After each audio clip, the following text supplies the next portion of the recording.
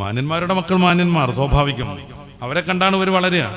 പിൽക്കാലത്ത് നമ്മുടെ ഈ ആൽഫയിൽ നിന്ന് ബീറ്റ ജനറേഷനിലേക്ക് എത്തിയ കുട്ടികളെ നമ്മൾ പറയണ മാതിരി കിട്ടണില്ല എന്നും പറഞ്ഞിട്ട് നമ്മൾ വേപത് കൂടുമ്പോൾ എന്തുകൊണ്ട് എന്നുള്ളതിനെ കുറിച്ച് കൂടെ ഒന്ന് ആലോചിക്കണം.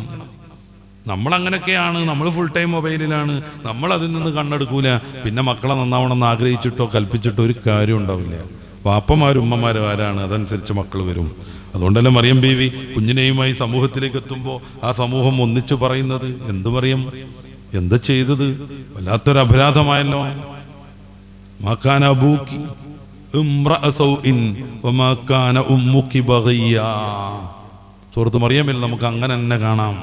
ആ സമൂഹം പറയാം, മാകാന അബൂക്കി ഇംറഅ സൗഇൻ, നിന്റെ വാപ്പ ഒരു മോശം മനുഷ്യനല്ലായിരുന്നു. വമാ കാന ഉമ്മുക്കി ബഗിയ, നിന്റെ ഉമ്മയാണെങ്കിൽ ഒരു തമ്മാടിയും അല്ലായിരുന്നു. പിന്നെ എന്തേ നീ കല്യാണം കഴിക്കണതിന്റെ മുമ്പ് കുഞ്ഞുമായി വന്നിരിക്കുന്നു?